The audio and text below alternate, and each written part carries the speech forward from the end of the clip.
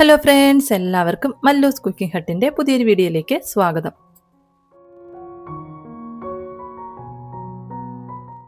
ഇന്നത്തെ വീഡിയോ എന്ന് പറയുന്നത് ഒരു മാങ്ങ വെച്ചിട്ട് നമുക്ക് 10 മിനിറ്റിൽ തന്നെ തയ്യാറാക്കി എടുക്കാൻ പറ്റുന്ന നല്ല പഞ്ഞി പോലെയുള്ളൊരു കേക്കാണ്. അപ്പോൾ ഈ ഒരു കേക്ക് എങ്ങനെയാണ് തയ്യാറാക്കി എടുക്കുന്നതെന്നൊന്ന് നോക്കാം. അപ്പോൾ നമ്മുടെ വീഡിയോയിലോട്ട് പോകുന്നതിന് മുമ്പായിട്ട് വീഡിയോ കാണുന്ന സമയത്ത് നിങ്ങൾക്ക് ഇഷ്ടപ്പെടുകയാണെന്നുണ്ടെങ്കിൽ ലൈക്ക് ചെയ്യാനും അതുപോലെ തന്നെ ചാനലൊന്ന് സബ്സ്ക്രൈബ് ചെയ്ത് സപ്പോർട്ട് ചെയ്യാനും മറക്കല്ലേ.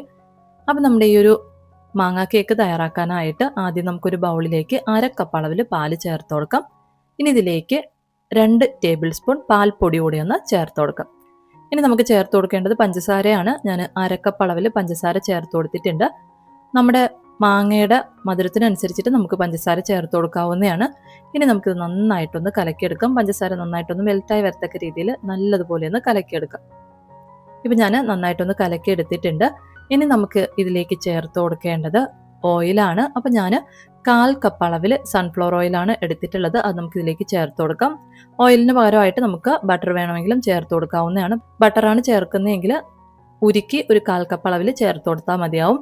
ഇനി ഇതിലേക്ക് മാങ്ങയുടെ പൾപ്പൊന്ന് ചേർത്ത് കൊടുക്കണം. അപ്പം ഞാൻ 1/2 കപ്പ് അളവിൽ മാംഗോ പൾപ്പാണ് എടുത്തിട്ടുള്ളത്. അത് നമുക്ക് ഇതിലേക്ക് ചേർത്ത് നന്നായിട്ടൊന്ന് മിക്സ് ചെയ്തെടുക്കാം. മീഡിയം സൈസിലുള്ള ഒരു മാങ്ങ മൊത്തത്തിൽ നന്നായിട്ടൊന്ന് അരച്ചെടുത്തപ്പോഴത്തേക്കും 1/2 കപ്പ് അളവിന് കിട്ടിയിട്ടുണ്ട്. അത് മുഴുവനായിട്ടും ചേർത്ത് നല്ലതുപോലെ ഒന്ന് മിക്സ് ചെയ്തെടുത്തിട്ടുണ്ട്.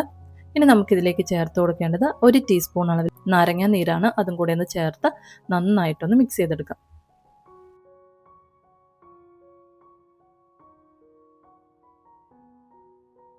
ഇനി നമുക്കിതിലേക്ക് മൈദയൊന്ന് ചേർത്ത് മിക്സ് ചെയ്തെടുക്കണം. അതിനായിട്ട് ബൗളിന് മുകളിലായിട്ട് ഒരു അരിപ്പ വെച്ച് കൊടുത്തിട്ടുണ്ട്. ഇതിലേക്ക് 1 കപ്പ് അളവിൽ മൈദ ചേർത്ത് കൊടുക്കാം. ഇനി നമ്മുടെ കേക്കിൻ്റെ മധുരവും അതുപോലെ തന്നെ മാങ്ങയ്ക്ക് പുളിപ്പുണ്ടെങ്കിലും അതൊക്കെ ഒന്ന് ബാലൻസ് ചെയ്ത് കിട്ടാനായിട്ട് ഒരു നുള്ള് ഉപ്പ് ചേർത്ത് കൊടുക്കാം.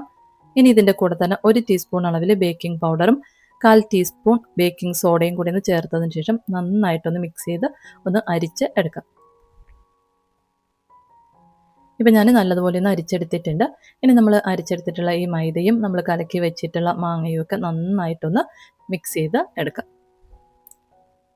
നല്ലതുപോലെ ഒന്ന് മിക്സ് ചെയ്തെടുക്കണം.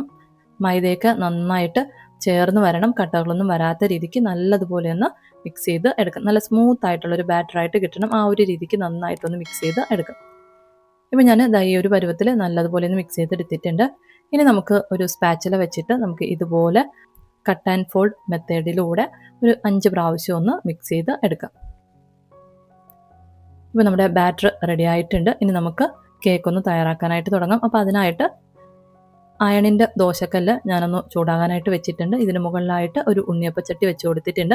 ഞാൻ എടുത്തിട്ടുള്ളത് നോൺ സ്റ്റിക്കിൻ്റെ ഉണ്ണിയപ്പച്ചട്ടിയാണ്. ഇനി ഫ്ലെയിം ഒന്ന് മീഡിയത്തിലോട്ട് വെച്ചതിന് ശേഷം നമുക്ക് കുറേശ്ശെയായിട്ട് ഓരോ കുഴികളിലായിട്ട് നമ്മൾ കലക്കി വെച്ചിട്ടുള്ള മാവൊന്ന് ഒഴിച്ചു കൊടുക്കാം.